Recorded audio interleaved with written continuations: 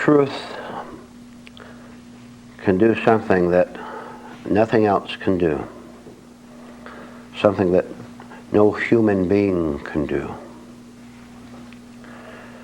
Truth can show mercy toward you by being merciless toward everything that is harmful.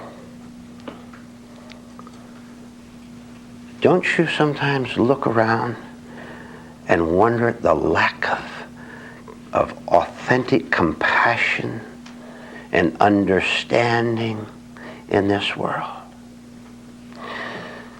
Don't you look in vain for it in friends and acquaintances and in experiences? Doesn't it look very certain to you when you see the crowds in the shopping centers and the people in the business offices and at the games? Doesn't it seem to you as if the world is rushing too madly to get a shout and a thrill to even consider the word mercy and understanding? Therefore, aren't you delighted to discover, even in an elementary way just now, discover that there is something that has mercy on you because you don't have any on yourself. Oh, what you do to yourself, what you did today against yourself.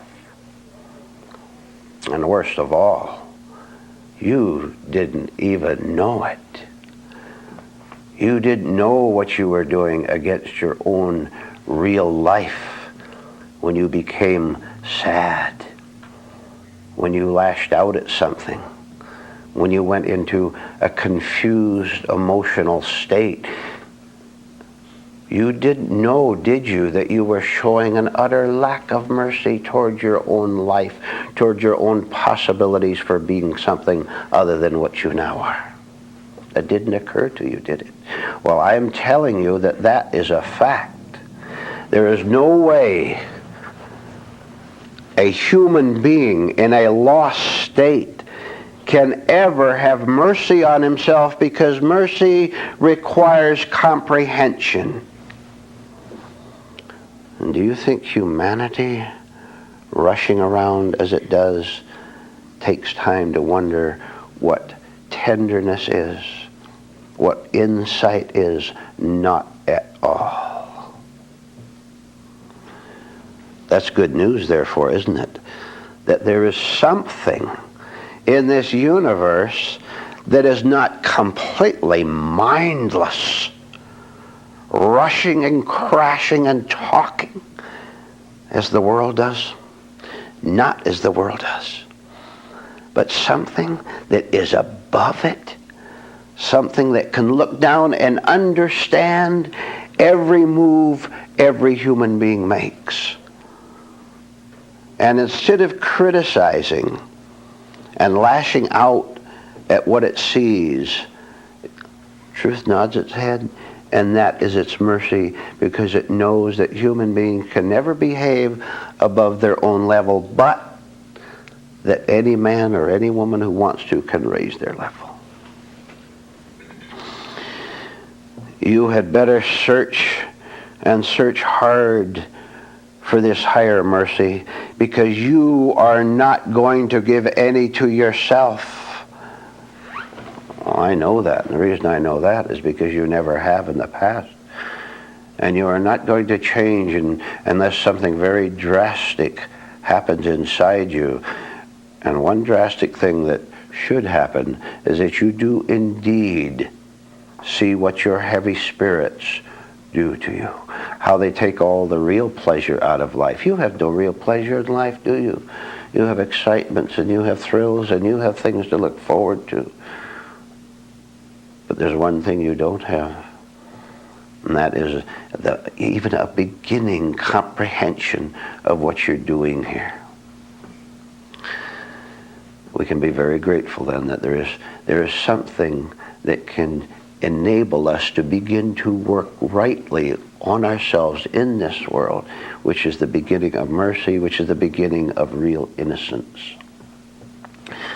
One of the things in which truth, reality can begin to work on us, work with us. Let's see how this word strikes you. To begin to explain our restlessness. Have not I described your mind and your spirits and your physical self, for that matter? Aren't you restless? What are you looking for that you rush around so aimlessly? You don't know, and that is the pain. If you knew absolutely what you were looking for, there'd be no problem, would there? You'd say to yourself, well, I'll have to work a little harder today than I did yesterday. I'll have to use a little more intelligence, but I'll eventually find what I want. But you don't know what you want. And what you want changes from day to day, very often within the hour, doesn't it? So that you're so excited about something at one moment that you rush to your desk and write it down on a piece of paper, and it looks so marvelous to you. And then in the next half hour you've forgotten all about it, and you see the paper and you take it and you toss it out, and you wonder how you could have been excited over that, because now you have what you call the true excitement. And 30 minutes after that, that great idea goes out the window too. Think of a king in his castle, and he has a young son, the prince, who one day will take over the throne. And the king looks at his young son, and having been a young man himself, the king understands his son, and he sees his restlessness. And the king tries, he does what he can, he tells his son, now running a kingdom is quite a complex thing, it's quite hard work. You have to be very adaptable, without compromise. Many things to be concerned with in agriculture and the weather and keeping the castle intact. Receiving visitors, trading our products for those of another kingdom. Many, many complex things, and I would like to teach you those things while you're young, so that eventually when you become king of the castle, you'll be able to run it properly. And the young man, like most young men, was very restless.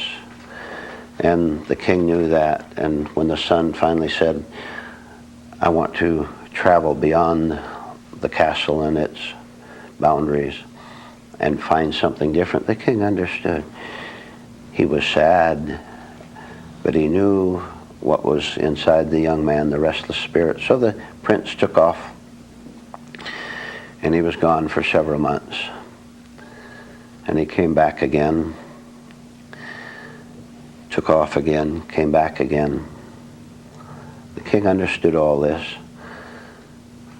He finally, on one trip, the king understood that perhaps, just perhaps, his young son could begin to understand something higher than his own responding affirmatively to his wandering spirit. So he gave him a little piece of leather and said, here is a message that my father gave me when I was a young man, and I'm going to pass it on to you. And there's a message on there that I'd like you to look at while you're gone, because I understand you're leaving again soon. Take this piece of leather and keep it with you all the time, and refer to it often, wherever you may be, whatever you're doing. So the young prince looked at it and nodded his head. He understood what the message was. And he left again. For 20 years, the prince left the castle and wandered for a year or two, came back again. Became restless again. Am I describing your life? What do you think we're talking about? We're talking about individual lives, human beings who have this wandering spirit, and you always think you're going to find it in that new financial venture or that marriage or in that unmarriage. or in that new physical location? Don't you always think you're going to find it over there, and you always come back where you started? This is the story of the human life, human individuals, isn't it? So after 20 years, and I will tell you right now, it doesn't have to take you 20 years. You can learn here, and you can shorten the time amazingly by listening and obeying and understanding that restlessness isn't necessary. It never was. It is there, but it's not necessary. You tell me what it gives you. What it gives you is a chance to feel the thrill of movement. Physical, emotional, mental. It gives you an excitement of movement alone, and the movement always takes you out there into the wilderness and back again. So after 20 years, the son came back, and his father, the king, looked at him. And they looked at each other very quietly, and the king knew and the son knew that he'd never go again. And the son took out the piece of leather on which the bit of wisdom was inscribed, and he sighed and smiled a little bit, and he read it aloud to his father, who already knew what it said. And the wisdom on it said, "Know where you belong."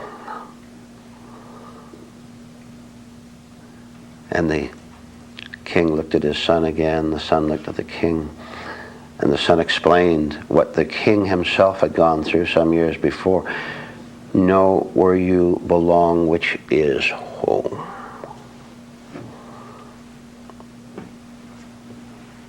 Where are you wandering away from your spiritual home? Where are you closing your eyes and loving the excitement of movement alone, the movement of being irritable? That is a trip out of the castle away from your home. Just to be irritated. Do you understand that? Or don't you even know? Or don't you even know when you get irritated that you are? I'll tell you.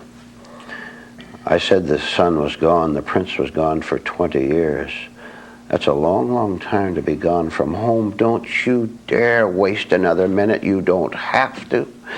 That son out there and picking up the little piece of leather and looking at it and trying to comprehend it. Let me tell you something very serious. You now have that message, that bit of wisdom, and you know where you belong, understand where you belong, which is in your spiritual castle at home. And I want you to know that the restless spirit, whatever it might be inside each one of you, that restless spirit doesn't want you to understand what that says and means. It wants you to see the words and maybe call it a nice little pleasant thought, but it doesn't want you to look at it so close that you understand it's talking about you. It's talking about a life that is 10,000 miles above ordinary life. It's talking about something, not just something you can do, but something you can be. And what you can be is someone who's in that castle, and you begin to feel the temptation to wander, and you say no.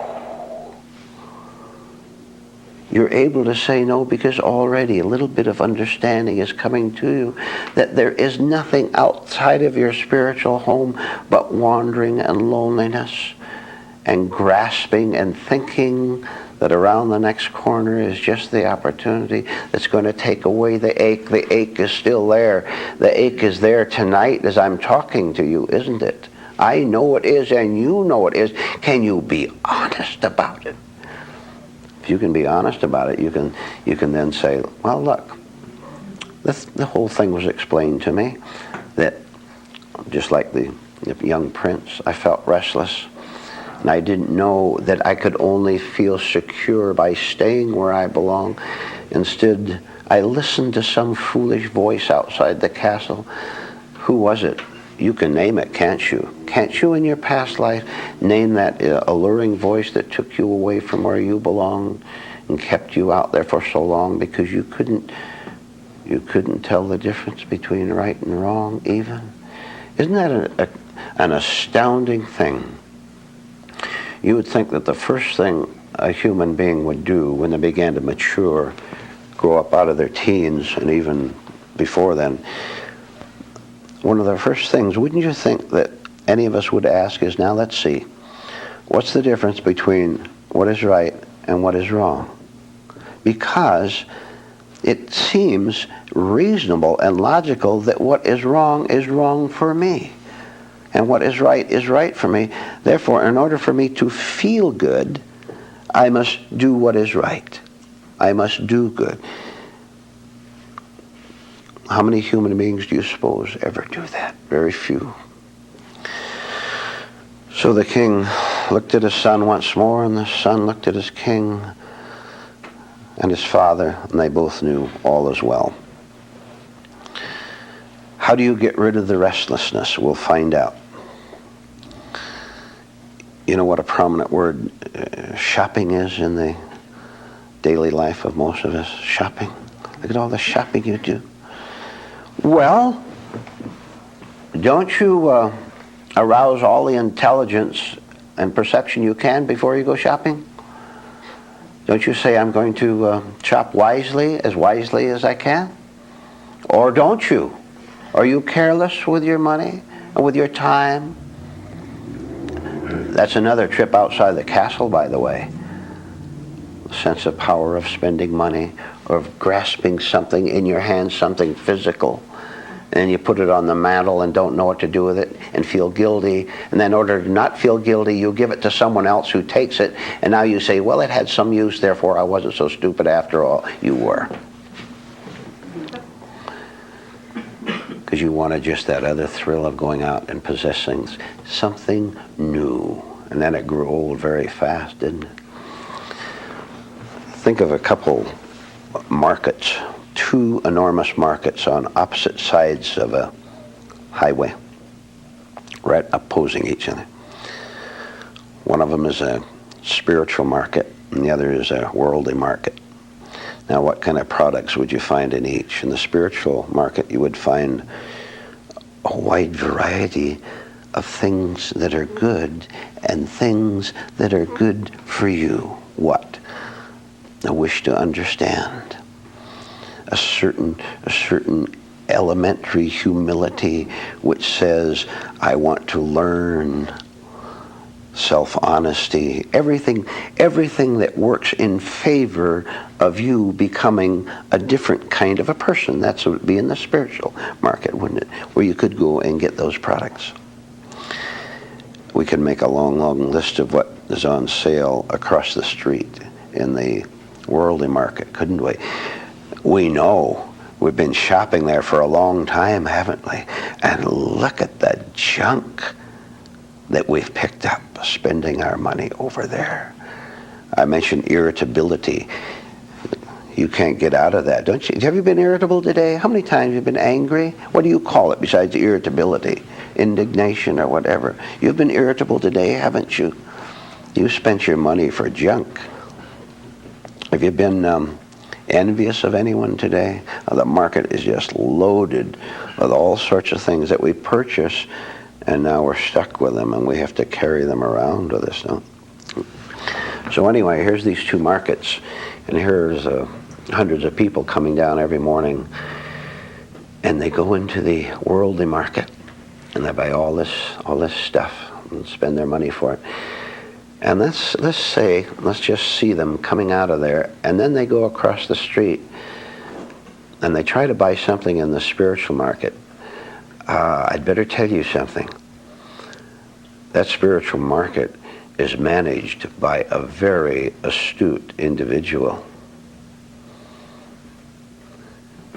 So all these people come across the street and they try to buy things in the spiritual market, and the manager says, no, you can't buy anything here, because I see that sack you have on your back of junk, which you've bought across the street at the material worldly market.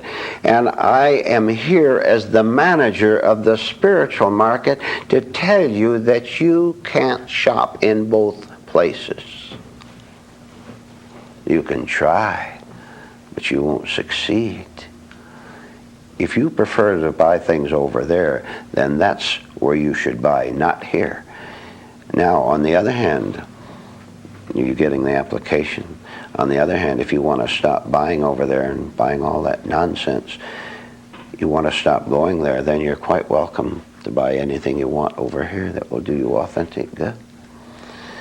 And human beings being human beings, when they were told this merciful truth, when they were told that, they became angry, and they said all sorts of insulting things about the manager of the spiritual market. And they went out there stamping their feet and injuring themselves with anger.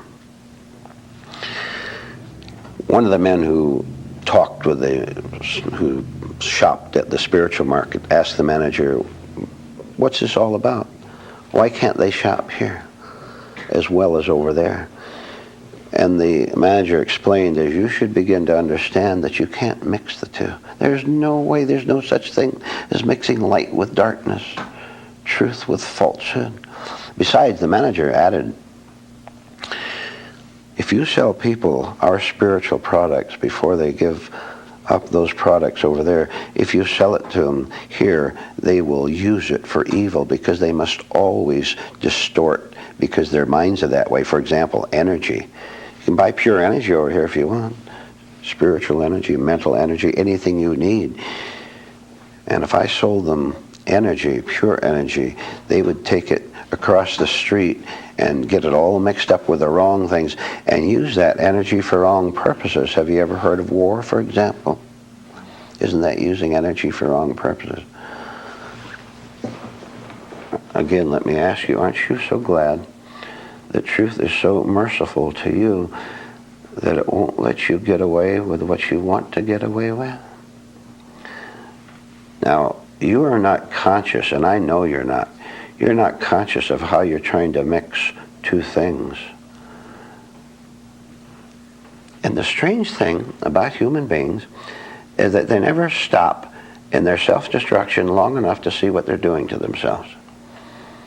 They never pause enough to say, now look, the man said in his talk that anger is self-destructive.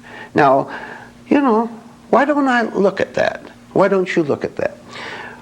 Anger is self-destructive. Well, now, anger is one of the most prized possessions of every human being, which he suppresses and lies about, of course. But anger is self-destructive. Let me stop right there and see the mercy in that statement. Do you know that those of you listening here, watching this, you could start right there yourself and stick with it in spite of all temptations to look away, to run away, to leave the castle. You could stick with that one statement that irritation, hostility, antagonism can only do one thing. It can take away happiness. You could stick with that all the way until, by the mercy of reality, you would see it, and you would never again see any value in being angry over anything whatever. Now, look at the challenge that's ahead of you. Tomorrow, for example. Now, you've heard the statement that you are wrecking your life by your own unconscious choices. Tomorrow, for example. The first time in the morning that you feel an urge to leave the castle, you're getting restless, life isn't right, you don't know how to figure it out, and there's a crisis coming up, and people get angry with you, and you don't know how to act, you don't know how to behave. When all these temptations to leave the castle and to wander in confusion and chaos, when these temptations come to you in the morning, I want you to remember what I told you. Because I told you the truth. I told you that if you leave the castle with your striking back at someone, you will have to pay the price for it on the spot, and you'll never, ever solve the mystery of life. Now, let's repeat that. Is life a mystery to you now? You know it is. You talk as if you understand yourself, but you don't. Life, therefore, is a mystery to you. What would you pay if it was money? What would you pay?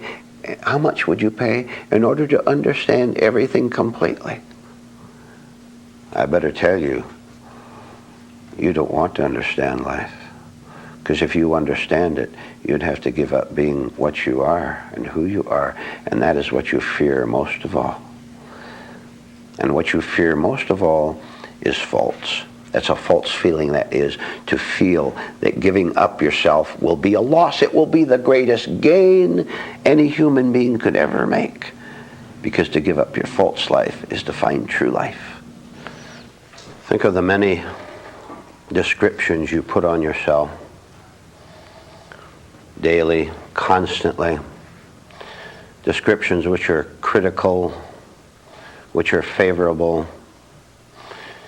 You call yourself perhaps as many as 1,000 different things a day. You're a success, or you're a failure, or you're a frightened person, or you're an aspiring person going somewhere important, or you're someone who fakes a lot, or you're someone who's perfectly sincere in everything you do. Hundreds and thousands of labels over a period of time, often very contradictory.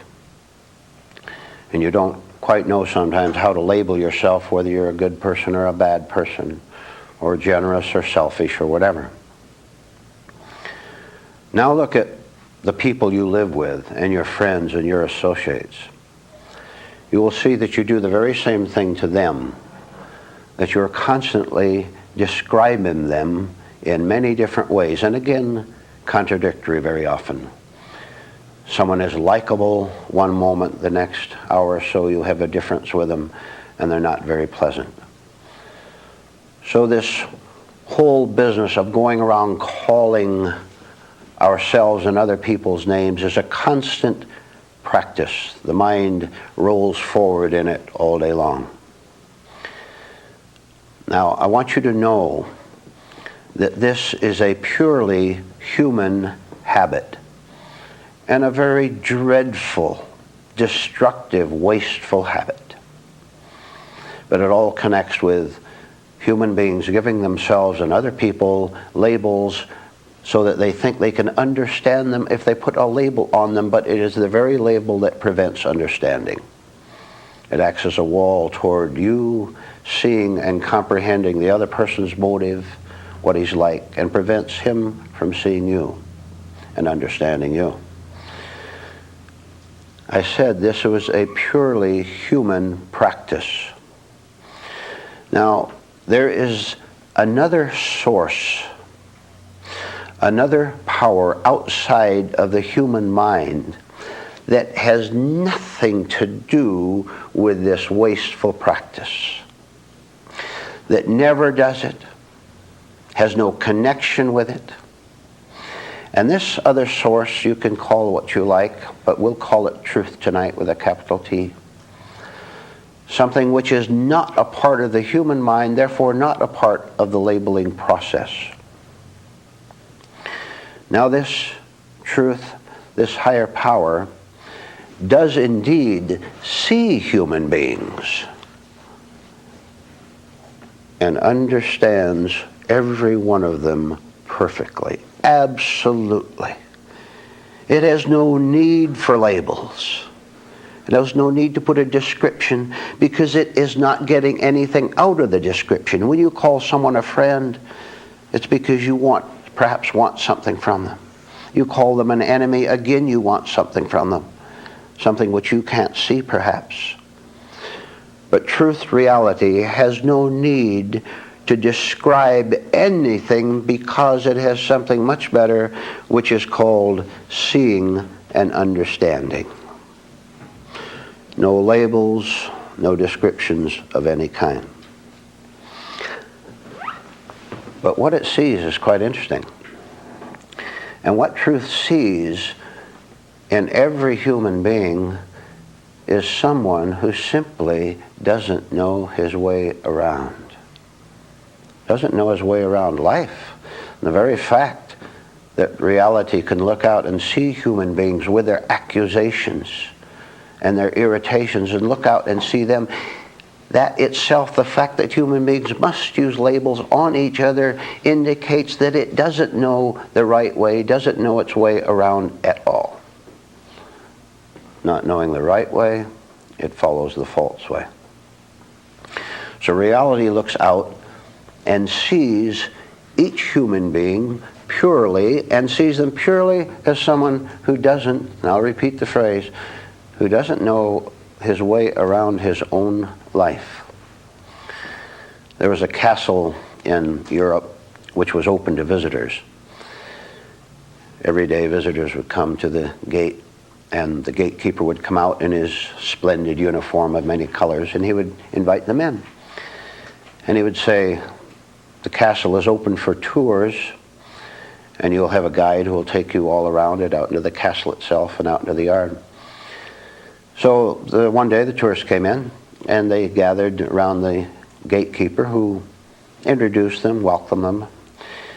And he made a different remark this one day. He said, now the king himself doesn't happen to be in the castle itself, but he's out working among the other people out in the yard, and you might just find it interesting to see if you can identify him.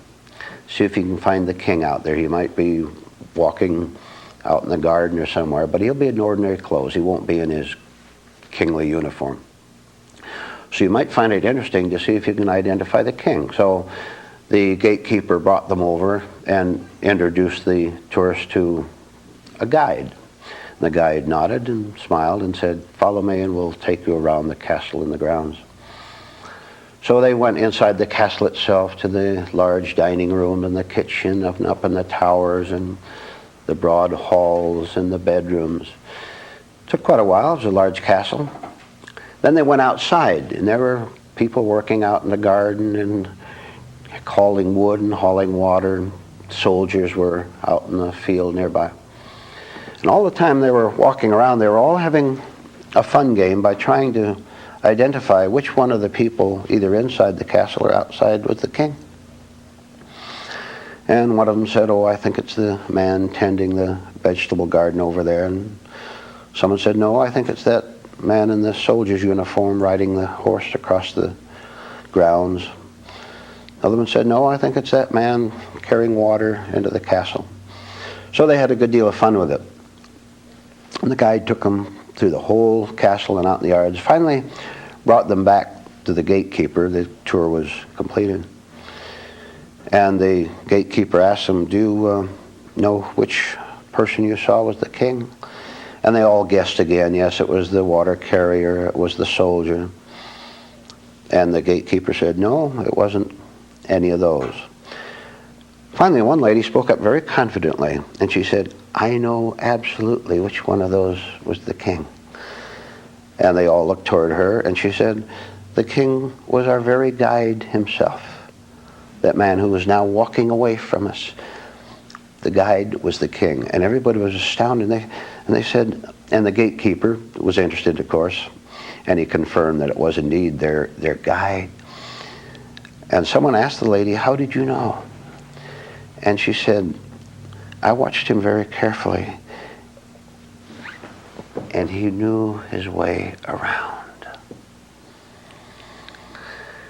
Well, if we're going to find our way around the interior castle and do things efficiently and do things right and not behave badly toward ourselves anymore, then it requires a certain amount, a lot of internal study. And we'll start to do a little bit of that right now, so that you can know your way around your own life. Wouldn't that be nice? Wouldn't that be nice for a change? Human needs, we can break them down into three departments. two of them necessary, one of them false and unnecessary. And I'm sure when I name them, you'll understand pretty much without too much description what they consist of. First is your, what we'd call ordinary daily needs. You know what those are. Social.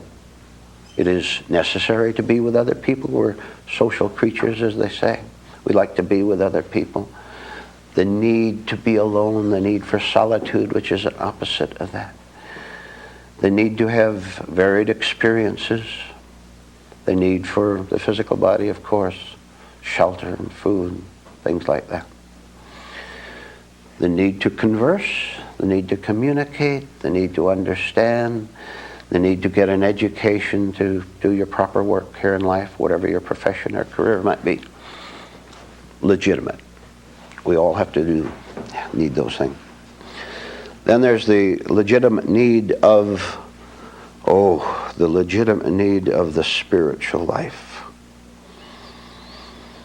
which requires not just an ordinary education in a theological institute or reading religious books, but a very personal contact by the individual with something that has not been a part of his life up to the point of the contact. That is, the individual starts his spiritual life.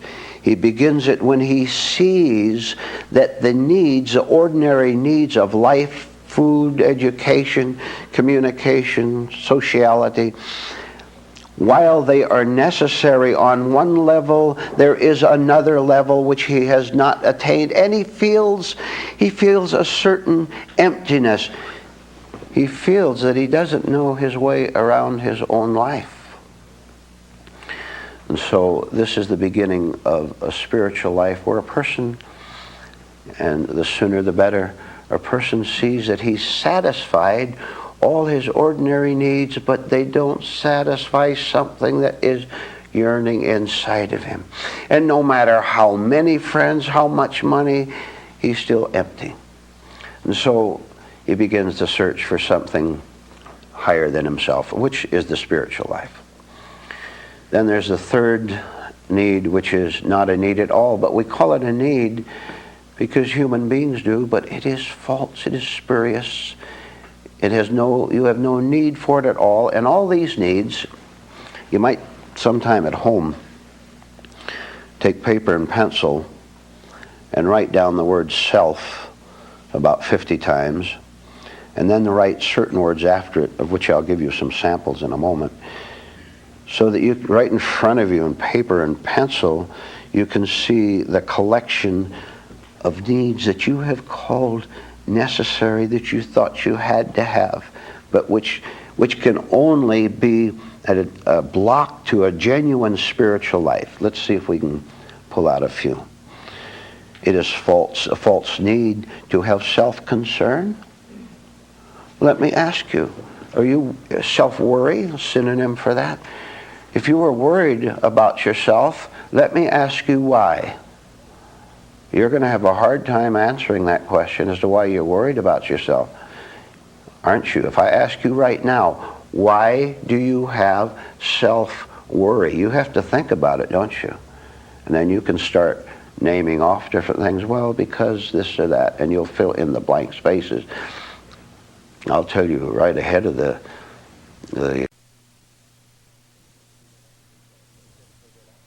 he couldn't figure it out. He was also, as people are in that state, very jealous. Well, of course, the first difference was in the nature of the two kings. So this king, who was constantly being attacked, began to sense something inside himself, which was this: and I am now talking to you. He felt great resentment at his own weakness. He thought he was angry at the enemy out there. And he began to understand that he wasn't really angry at them. He was angry at himself. Because he sensed that he had a responsibility for being strong. But he refused it. Now here's what happened. After a while, he began to understand why the castle was being attacked constantly and everyone was getting hurt, including himself. He understood that a long, long time ago, when he was building the walls around the castle and building the castle itself, that he was careless, that he was distracted. He would rather run out and gallop around the countryside instead of paying attention to building the castle right. And so he neglected the castle walls, and he especially neglected the outer walls, which should have been very strong to protect the castle against enemies. He saw his own mistake. He saw his own carelessness, and he knew instantly from himself exactly why he was always being attacked, because he asked for it. He asked for it with his own self-deception, with his own carelessness, with his own foolishness. But he got smart. He got a bunch of workmen together and he told them, you go over there and you rebuild that section of the wall and you build that one over there, around the whole castle. And when the outer wall was tall and strong, the attack ceased and they never came again. And when the attack ceased, so his counterattack ceased too, didn't they?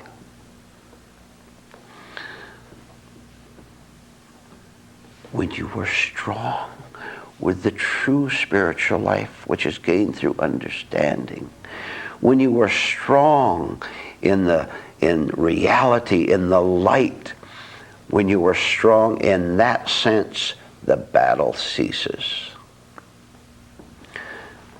Now, I've told you how to stop fighting. Now all you have to do is go out and do it. But you know the habit, don't you? You know the habit of fighting has become so, if you understand the use of this word, has become so pleasurable to us that we want it to continue from Monday to Tuesday and throughout the rest of the week, so that we have some occupation. Why don't you dare right now? Why don't you dare to, first of all, become so strong, and second of all, become so strong so that no fight is necessary, then see what you do with yourself all day long instead of fighting and being attacked. If you wonder what you're going to do with your life as an alternative to those two choices of fighting and being attacked, if you wonder what you're going to do, there is one way to find out. And so I invite all of you to give up something that is so beloved, that is so cherished by you, which gives you such great thrills all day long, becoming irritable, becoming angry. This is what we're talking about. Did it ever occur to you, by the way, that when you become angry and irritable, that you are attacking yourself? That you're hardly a good friend to your own inner kingdom when you attack yourself with any form of irritability, call it negativity as a general phrase, at all. So what's your reply to that? You've been hearing these facts. What's your reply to the challenge, or to the invitation to simply stop fighting? There's a great fear in any human being at the start when you even contemplate the idea. Now, I want to explain it to you a little bit, and you take it home with you and think it through, and you'll see how true it is. Agitation, excitement, pain, suffering, all are taken as normal. They're all taken as something that is necessary. Remember, we talked about self-worry.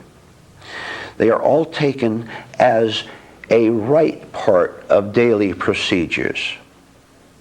And since you have never in your life known anything but that, and since no one ever told you about anything except that by their I want examples. For example, when you're a little child, you saw older people fighting, quarreling. Since we've never known anything but that, we take the unnatural as being natural. And when truth comes along and says, there's another way, you can start this other way anytime you want, we begin to, if you can believe it, we begin to get worried that reality is going to take away our worry. So for a long, long time, we resist, we fight, and we expect the enemy out there every day, and if he doesn't show up one day because we've made a little inner progress, we begin to wonder what has happened to our familiar, beloved way of life. And then the question always comes up. It never fails to come up with people who have begun the spiritual path. The following question and complaint and objection comes up. But if I have no one to fight with, if I have no one to give me something to do, what will my life be like? Well, that question was answered earlier. Your life will be like someone who knows his way around. Someone who knows his way around the inner castle and therefore lives in complete command of it and in complete enjoyment of it. If you want a life of true enjoyment, you have just heard the way. When we don't know the right thing to do, we do the wrong thing. The only reason we do the wrong thing is because we don't know the right thing. We don't know the right thing because we are undeveloped. And that's what we're going to talk about for a little bit this evening. Did you ever just look at it? Now, don't miss these points tonight. They're given out more or less casually to you. And yet, the power behind them could change your life. Now, think of the word undeveloped. If you have an attitude toward yourself that you're inferior or superior, if you have a view toward yourself that you have to make it, if you have a attitude toward yourself that you have to protect yourself against this fierce world, if you have all these views and attitudes, you are wrong. Now, I'm going to give you tonight a very simple and utterly practical and workable and beautiful way to see yourself tonight, just the way you are, in which there is no anxiety, no division, no haunting, no doubts. Here it is again. Effective as of immediately. The one dominating viewpoint you will have toward yourself is simply that as a spiritual human being, you are undeveloped. Can you imagine a blackboard eraser 10 miles wide? That's what that is. It clears all the wrong figures on the board, all the misspellings on the board. Look, when you see a 4 or 5-year-old child, you don't say there's something wrong with the child, you say he or she is undeveloped. Even if you walk through a factory and you see a refrigerator that's half made, you don't say there's something wrong with that, you say they haven't finished the work on it yet. There's still things to do. You see a tree that's 3 feet tall, you know someday will be 10 feet tall. You don't condemn the tree. You say it hasn't grown up yet. Now, don't you dare miss the point. You refuse to use the term undeveloped toward yourself. You won't have anything to do with it, because you prefer to say, I am a grown-up, mature man, woman. That gives you certain wrecking values. You insist that you're developed. Right in the face of the tears and the defeat and the nervousness, right in the middle of it, you have the nerve to insist that you're mature, that you understand, that you can teach others as you've taught yourself. And I agree, you will teach others as you've taught yourself, and drag them down with you. If you simply, honestly, clearly look at yourself and see how you get angry every day, how you are indeed in strain, how you worry about your relationships with that man or that woman, or with society as a whole. If you look at your relationships and can see how bad they are, including your relationship with yourself, if you can see how bad they are, and then don't make the mistake of condemnation, you're going to grow. You're going to develop.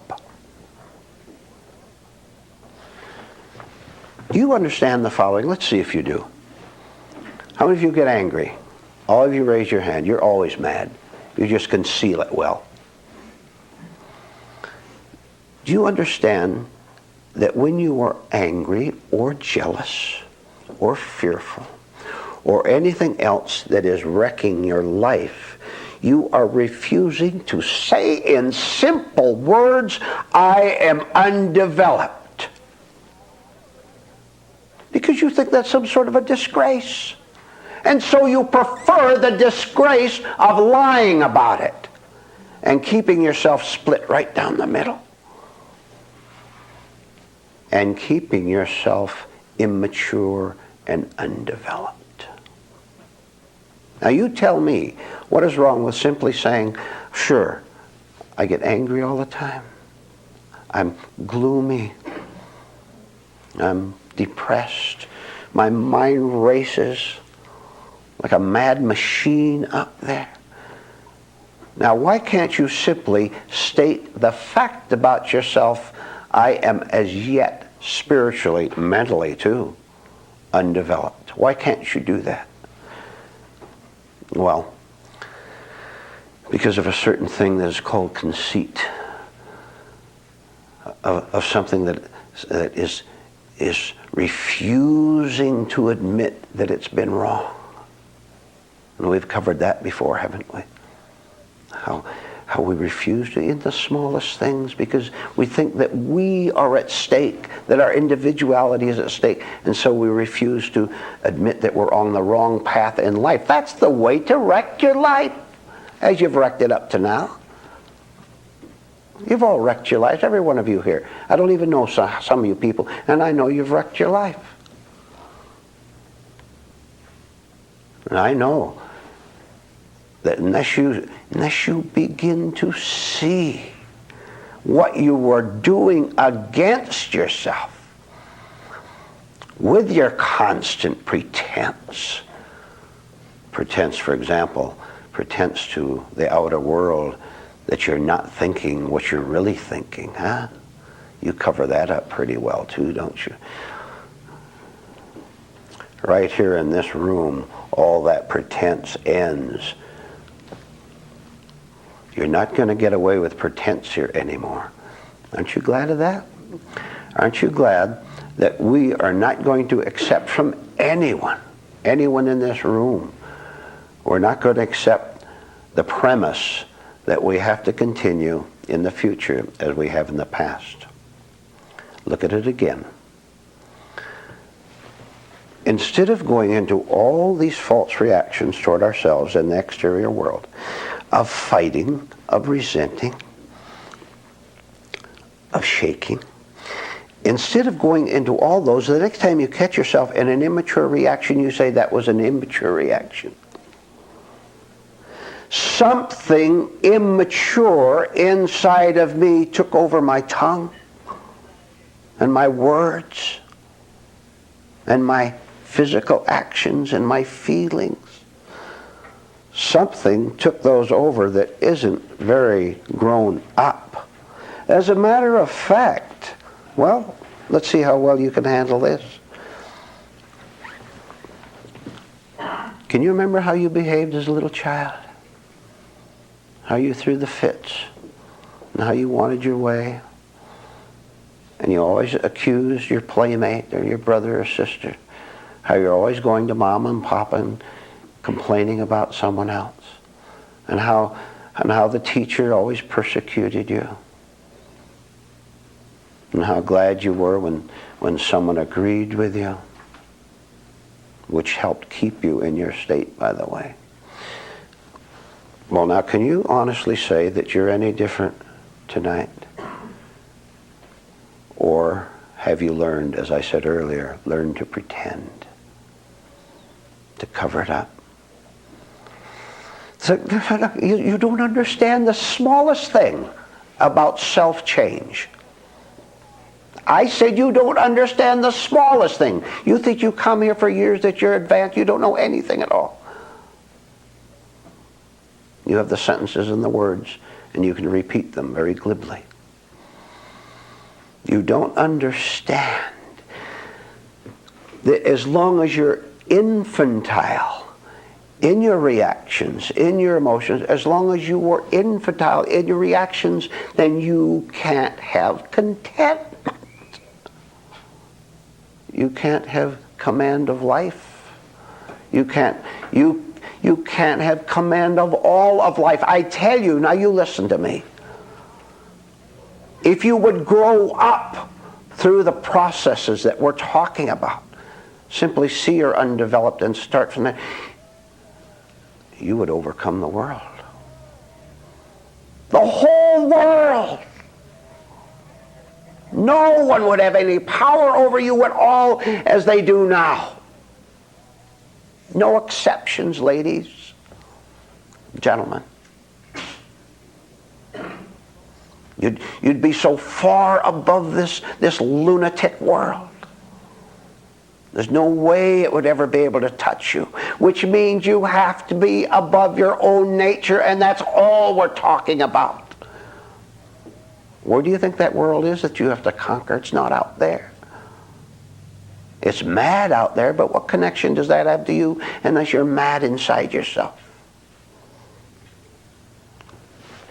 See, if you start off with the right idea, calmly, unemotionally, and in a practical manner, you say to yourself, from now on, the only attitude I'm going to have toward myself when I see all these childish actions and words is that I have not developed yet.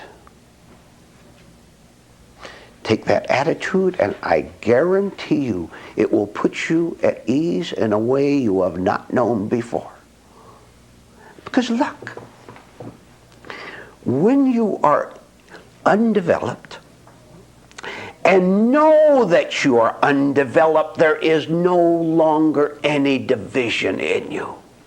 That is the fact. When you are undeveloped and lie about it and say, I'm mature, I can lead the nation, I can be wise and help my family, I can take care of my own life. When you lie about your undevelopment, you are divided and you are scared. When you are what you are, there is no division, therefore no pain. Now I've told you how to get rid of pain.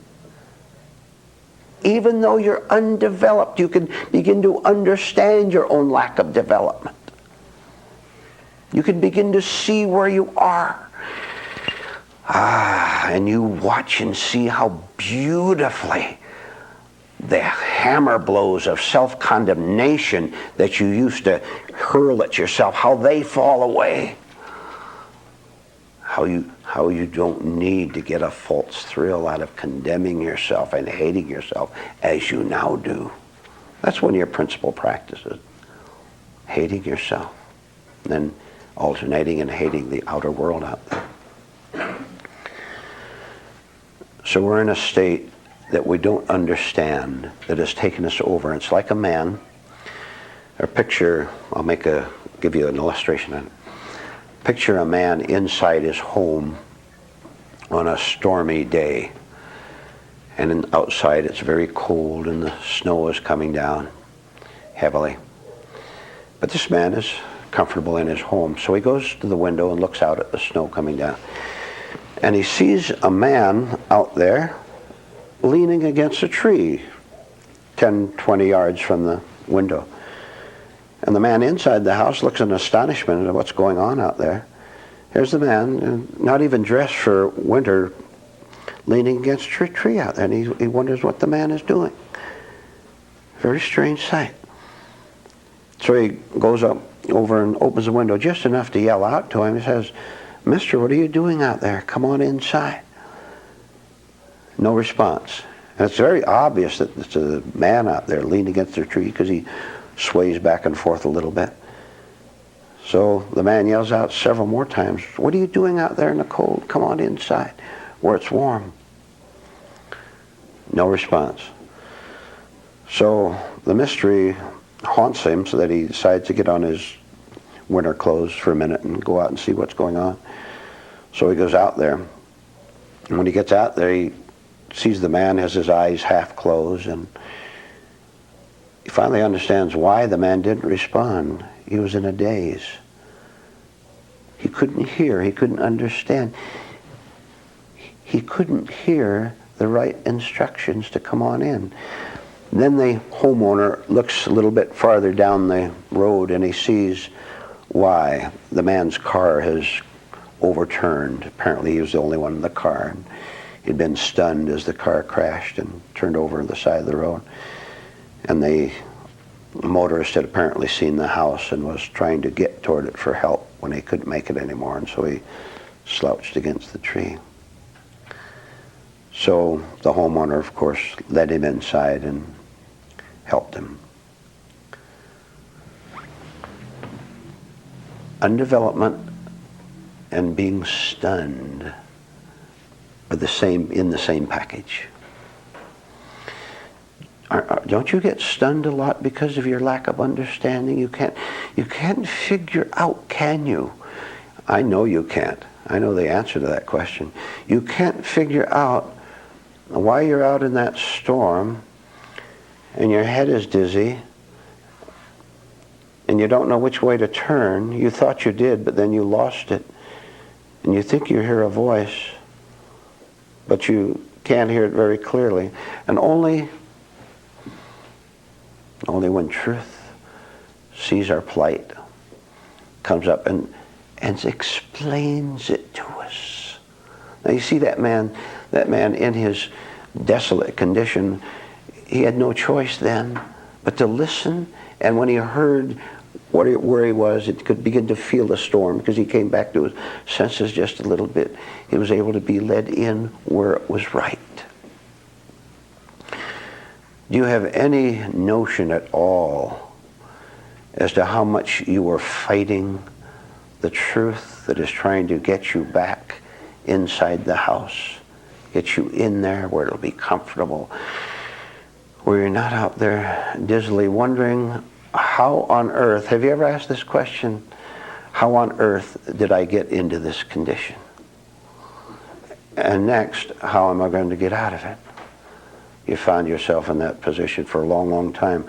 I will tell you, with the truth entering your life through your own acceptance of growth and maturity, you're not going to be out driving in that storm in the first place. You're not going to be out there in the first place, so you can't run off the road. And you won't put yourself in danger as you are now. Don't you know that you're in danger from yourself? You understand? Do you understand that the only source of hazard there is for you is your own immaturity, your own refusal to listen to something that is higher than your own undeveloped mind? You know better. You've been saying that all your life, haven't you? You know better. You know better than anyone else on earth. I'll tell you, and you tell yourself, you don't feel as if you know better, do you? Remember the pretense we talked about a few minutes ago? Inside you know that you're a fake, don't you? What a beautiful thing to come into this class and take off your mask and your costume and just be what you are. Instead of thinking that you have to bring your fakery in there, there's no point in you bringing your fakery in here, because it is seen through. It is seen through right now. If this is the first time you've been here, it's all seen through. I know all about you, all you people in the back row, for example. Everything about you. For example, your reaction to what I just said. Now, why say a thing like that? Well, because it's true.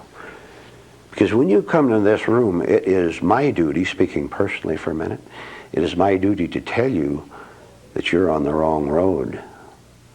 And you're going to crash, and you're going to be dizzy out in that snow, out in that storm.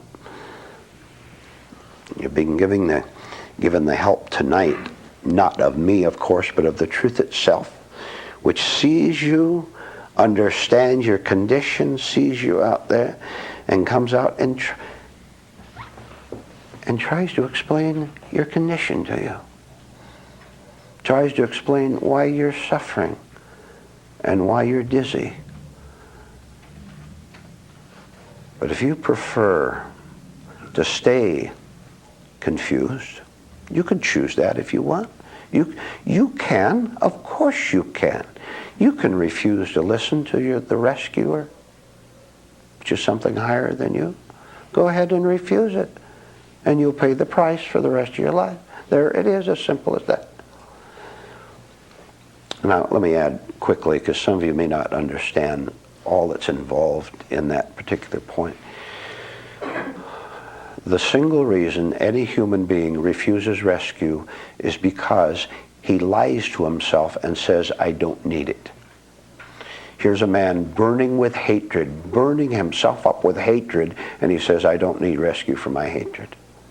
Here's a man or a woman lost in confusion toward his whole life, toward his relatives, toward his family, toward finances, toward sex, lost in confusion toward everything, and the idiot says, I don't need help. That's your problem, that you lie about it. If you were to listen, starting tonight with some of you, if you were to listen to these very, very lofty lessons, you would begin to understand something that sooner or later you will have to understand, which is the difference between worldly confidence and the confidence that comes from a spiritual nature, from a developed spirituality. Look at worldly confidence, and you have it. What are you depending on?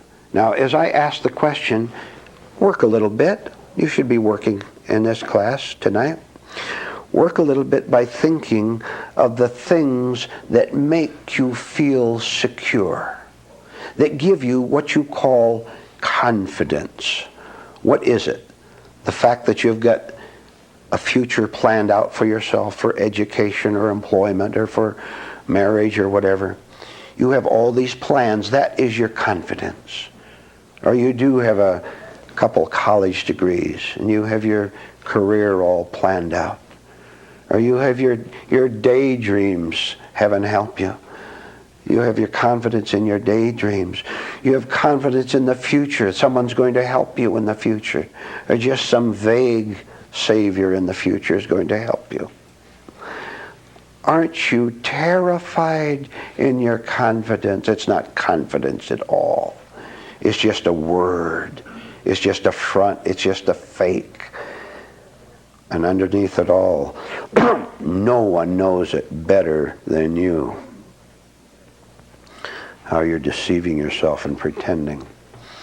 This is called living in daily hell. How do you like it? Pretty hellish, isn't it? If you'd start with this simple acceptance of yourself as being undeveloped, of not understanding what life is all about.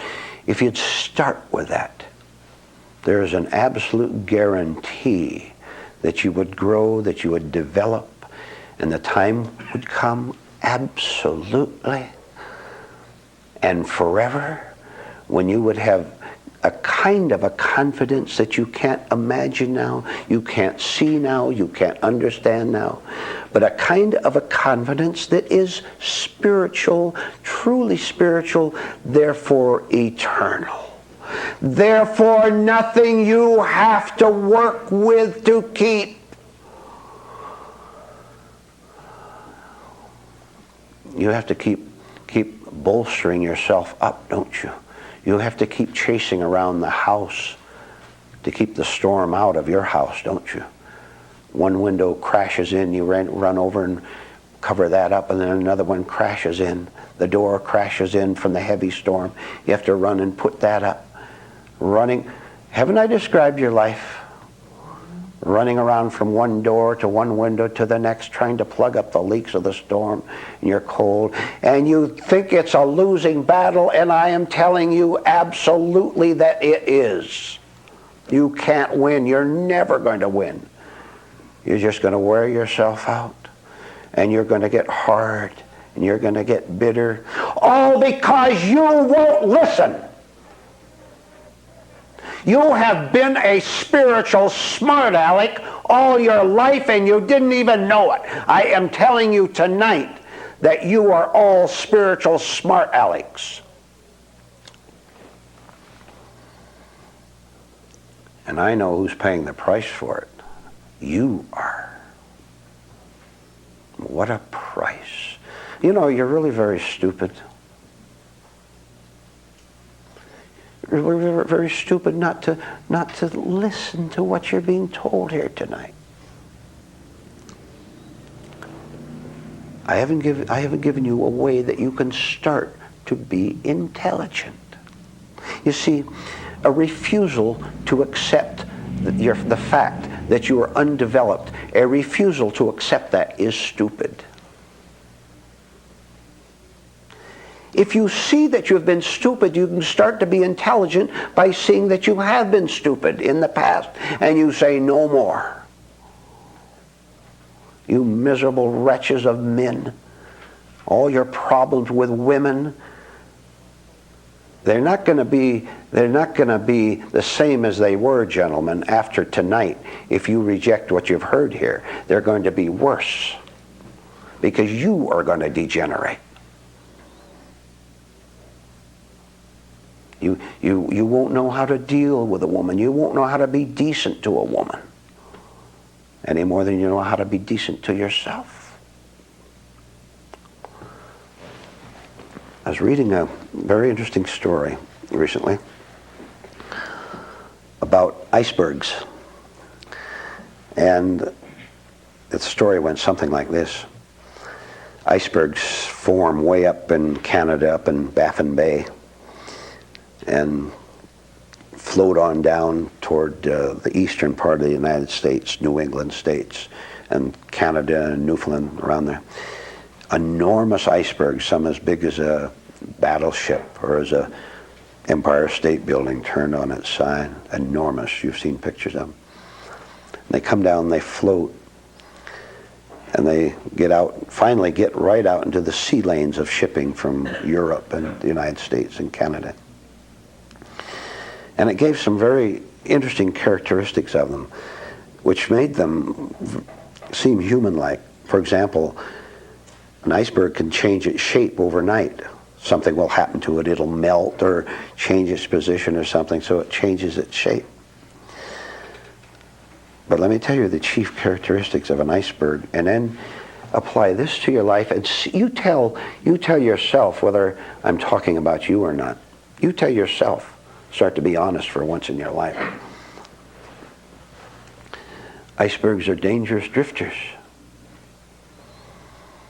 They crash into other icebergs, they crash into ships that are unwary. Dangerous drifters. Now, has your life been described up to now? I'll tell you what you are.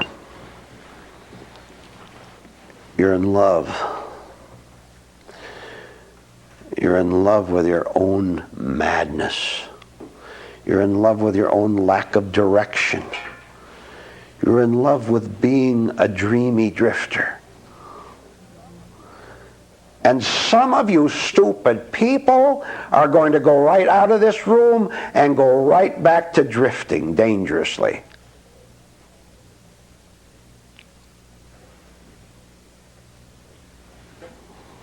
What is contrary to drifting?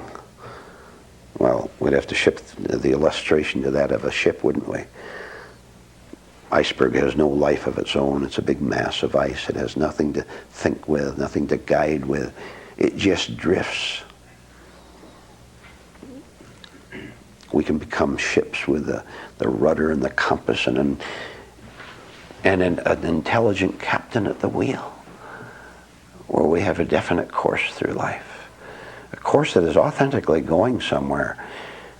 You know, when you really get on the spiritual voyage, one of the true pleasures of the spiritual voyage is to know absolutely from yourself that you are not on Wednesday, you're not at the same place you were on Tuesday. And you also know for sure you'll never go back to Tuesday again, or Monday or Sunday. You know that you're making definite progress in getting rid of these pretenses that we talked about. Now, you of yourself, I of myself. No human being of himself can ever direct his own life. There's no way you can direct your own life. You've tried. You have this mind of yours, this mad mind. A mad mind is trying to make the voyage to sanity. How's that for nonsense? What's more absurd than that? Than a mad mind trying to navigate it to a sane land. And all you end up is in the same situations you were in before. And I told you 5 minutes ago, you listen to this prophecy. Maybe someday you'll have sense to come back here. If you leave, you're going to repeat it and repeat it and repeat it again. You're going to crash again. There's no other way it can happen. Icebergs have no intelligence. All they can do is drift and crash and be a danger. If you want something different, then you'll have to get rid of what you call your present nature. Remember I said earlier that at a certain stage, when you begin to grow because you understand that you're undeveloped, I want to add a point. The time will come right on that ship when you're voyaging, when you will never worry again, and listen to why. Listen to why you'll never worry over anything again. You'll never worry again because there's no self to worry over. Take that home with you tonight. Think about that. If you're not in love with your madness, with your worry, then think about that. think that there'll be no worry because there's no one there to worry over. You've got rid of the lies and the nonsense and the egotism, the conceit that you called yourself. You got rid of it. Therefore, you don't have to worry about it. There's nothing to worry about. Choice time, ladies and gentlemen. Your choice. Truth is in this room.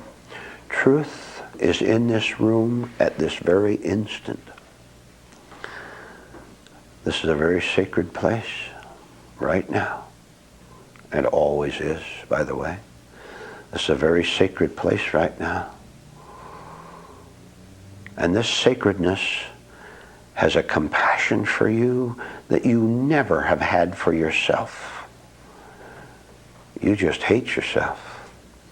Truth has nothing to do with that.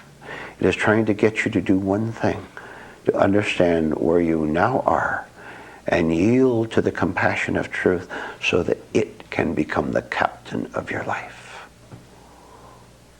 You let it do that and it will do exactly that. You'll come back to this class time and time again and begin to understand the truth of everything you've heard tonight.